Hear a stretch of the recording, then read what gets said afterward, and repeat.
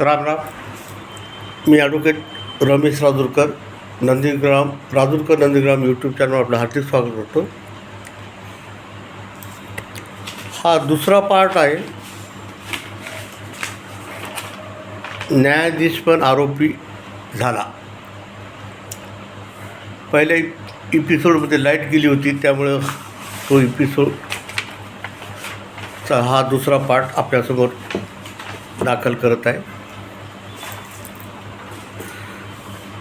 मी न्यायालयामध्ये क्लर्क म्हणून 2 वर्ष काम केलेलं आहे. त्या 2 वर्षात जो मला अनुभव आला, कारण माझं LLB झालं होतं, पण मी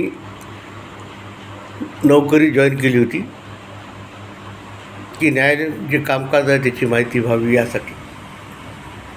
आणि त्यानंतर मी 91 वकिलीमध्ये आहे. न्यायालयामध्ये काम करत असताना असं जाणवलं की न्यायालयातला शिपाई आणि क्लर्क हे JMFCचे वेठबिगार आहेत. JMFC जिल्हा न्यायाधीशाचा वेठबिगार आहे. जिल्हा न्यायाधीश हायकोर्ट जजचे वेठबिगार आहेत आणि हायकोर्ट जजेस हे सुप्रीम कोर्टाचे वेठबिगार आहेत. हा शब्द मी का खास वापरतो? आपल्यापेक्षा जो लोअर आहे न्यायालय ज्युडिशरीमध्ये, त्याला त्याचे वरिष्ठ हीनपणे वागणूक देतात,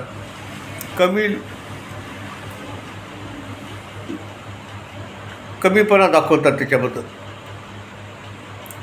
वैयक्तिक वागणूक ही कमीपणाची दाखवतात, त्यांना जाणीव करून देतात. म्हणून मी हा वेठबिगार शब्द वापरला आहे, ज्याचा मी नोकरीमध्ये अनुभव घेतला आहे. त्यानंतर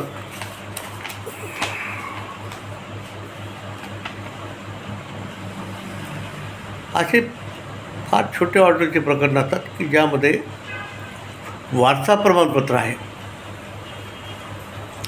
ज्या घरचा व्यक्ती मृत्यू पावलेला असतो त्याचं वारसा प्रमाणपत्र मिळालं नाही तोपर्यंत त्या परिवाराची आर्थिक अडचण निर्माण होते. हे फार साधं प्रकरण आहे की ज्यामध्ये एक जाहीर प्रकटन द्यायचे. जी काही बँक, LIC इतर जे कोणी आहेत ते हजर झाल्यानंतर, त्यांचं मन आल्यानंतर वारसा प्रमाणपत्र द्यायचं असते. हे सरळ एक. काही वारसा प्रमाणपत्र मालमत्ता वगैरे असेल तर त्या ठिकाणी काही विरोध येऊ शकतो. तसे प्रकरणं लांबू शकतात. पण जे सरळ आहेत, ज्यांचे बँकेमध्ये FD आहेत, LIC पॉलिसी आहेत, न्यायालय वारसा प्रमाणपत्र दिल्यानंतर त्यांना त्या कार्यालयात दाखल करावं लागतं. त्यानंतर त्याचे पैसे रिलीज होतात. अशा प्रकरणात न्यायालयीन प्रक्रियेमध्ये 3-3 वर्ष लागतात. एखादी जमीन अज्ञानाच्या नावाची आहे आणि ती त्याला विक्री करावी लागते त्या परिवाराला आर्थिक अडचणीमुळं, आणि त्या परिवाराला ती मालमत्ता विकणं आवश्यक पडते, गरज पडते. असे प्रकरणं न्यायालयात दाखल केले जातात. त्यामध्ये ऑर्डर होण्यासाठी 3-3 वर्ष लागतात. जे प्रकरणं सोपे आहेत, जे त्वरित निघणं महत्त्वाचे आहे, ज्या पक्षकाराला न्याय मिळाला पाहिजे, त्या बाबतीत न्यायाधीशांनी भूमिका घ्यायला पाहिजे. पण नाही,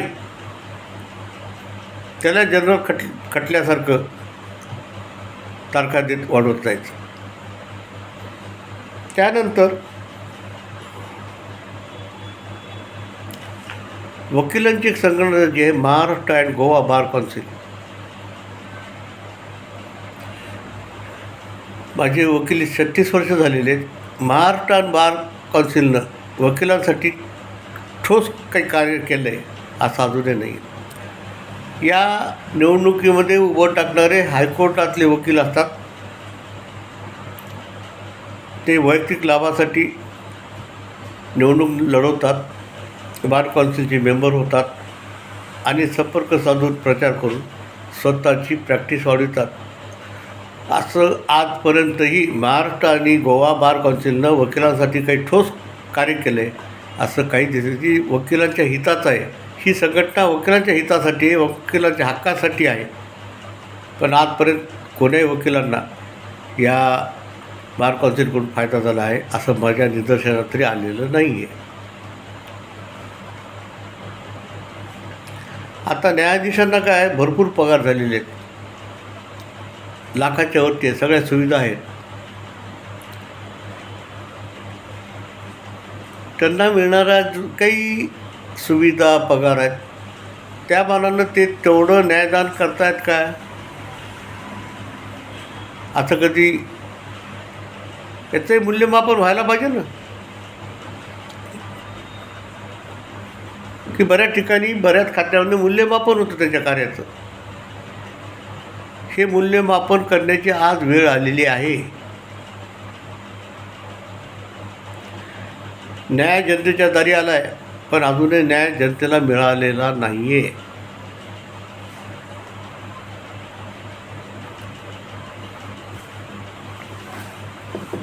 सर्वच न्यायाधीश वाईट आहेत असं नाही आहे. बरेच न्यायाधीश खूप चांगले आहेत. त्यांच्या कार्यामुळं या ठिकाणी त्यांनी काम केलं त्या ठिकाणचे सर्व वकील त्यांची 25-25 वर्ष आठवण ठेवतात.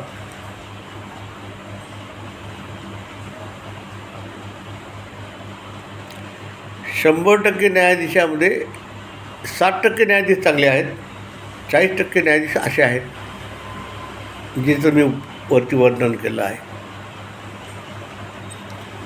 बरेच न्यायाधीश हे त्वरित न्याय देण्याच्या उद्देशानं काम करतात, खूप काम करतात आणि पक्षकाराला न्याय त्वरित मिळावा अशी त्यांची एक भावना असते, तळमळ असते. तारीख पे तारीख हा जो विनोद आहे समाजामध्ये लोकांमध्ये त्याला या न्यायाधीशाने कुठंतरी बंधन घातलं पाहिजे. कमी तारखात कमी वेळात पक्षकाराला न्याय मिळाला पाहिजे असं धोरण ठेवलं पाहिजे.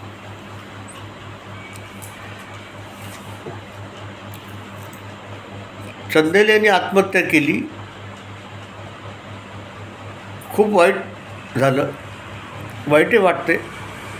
एक चांगला सरकारी वकील या न्यायालयीन न्यायाधीशांच्या त्रासामुळं आत्महत्या करतो ही फार दुर्दैवाची बाब आहे. पण या विषयावर आता कुठं चर्चा झालीच पाहिजे. न्यायाधीशांचं वागण्याबद्दल काही कंडक्ट ऑफ कोर्ट झालाच पाहिजे.